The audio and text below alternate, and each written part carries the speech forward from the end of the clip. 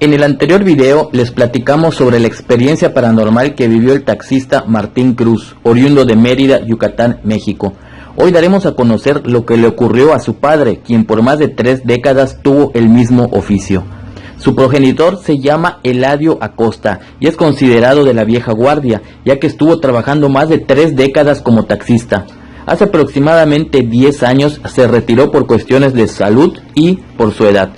Martín comenta que su padre le platicó hace un tiempo que él estuvo una temporada de base en el sitio en donde actualmente está el Centro Cultural Olimpo, frente a la plaza principal.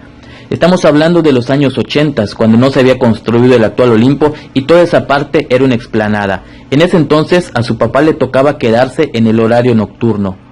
Un día, eran aproximadamente las 9 de la noche y se le acercó a su papá un señor para pedirle que lo llevara a una funeraria que estaba cerca de ahí. Él siempre ha sido honesto y le dijo a ese cliente que estaba a menos de 4 cuadras y que le convenía más ir caminando. Sin embargo, el señor insistió, a lo que el taxista cumplió la orden.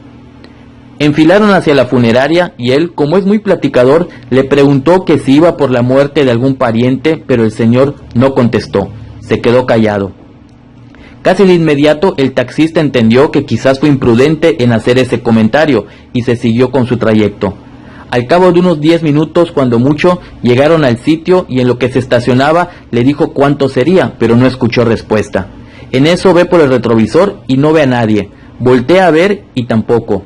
Casi por instinto se bajó para ver en dónde había ido ese pasajero, pero se dio cuenta de que no se había bajado, pues las puertas sonaban al abrirse y cerrarse y no había nadie cerca. Aún así, dio la vuelta del otro lado para ver si no se había agachado para guardarse, pero tampoco.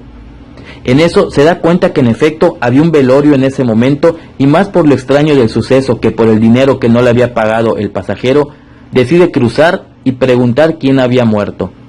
Le dijeron que un señor y al pedir que se lo describieran era prácticamente la misma persona, pues eran del mismo sexo, de la misma edad y con los mismos rasgos característicos, es decir, bigote, cabello relamido de color negro y otros detalles como un lunar en la mejilla izquierda, el cual había notado desde el principio.